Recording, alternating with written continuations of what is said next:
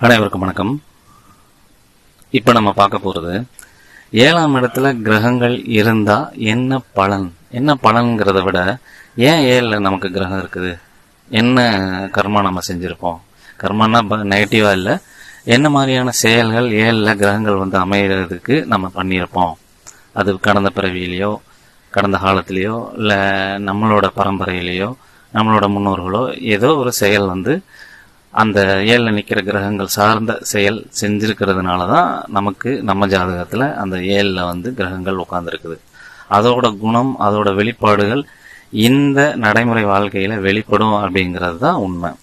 அப்போ என்ன கிரகம் இருக்கோ அந்த கிரகம் சார்ந்த விஷயங்களை தான் நம்ம பார்ட்னருக்கு, நம்ம சமூகத்துக்கு, நம்ம நண்பர்களுக்கு, நம்ம பங்காளிகளுக்கு, நம்ம எதிர்கொள்ற அனுதினமும் சந்திக்கிற நபர்களுக்கு அந்த கிரகம் சார்ந்த தன்மைகளை தான் நம்ம வெளிப்படுத்த போறோம்ன்றது தான் அர்த்தம்.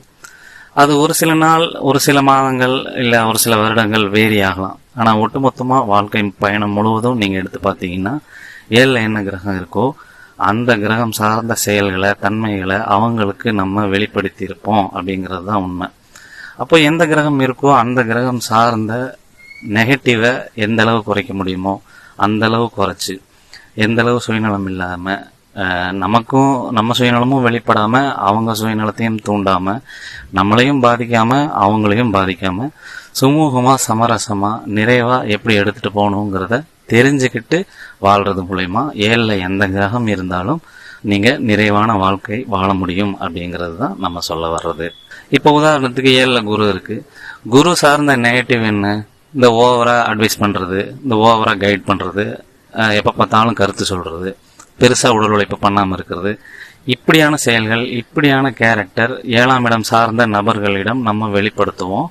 அதை தேவைக்கு மட்டும் பயன்படுத்தணும், சரியான தருணங்களுக்கு மட்டும் பயன்படுத்தணும், எல்லை மீறாம இருக்கணும், ஒரு வரம்புல ஒரு ஒழுங்குல செயல்படணும் அப்படிங்கறத புரிஞ்சுக்கிட்டீங்கன்னா 7ல குரு இருக்கிறவங்களும் சுமூகமான வாழ்க்கையை வாழலாம்.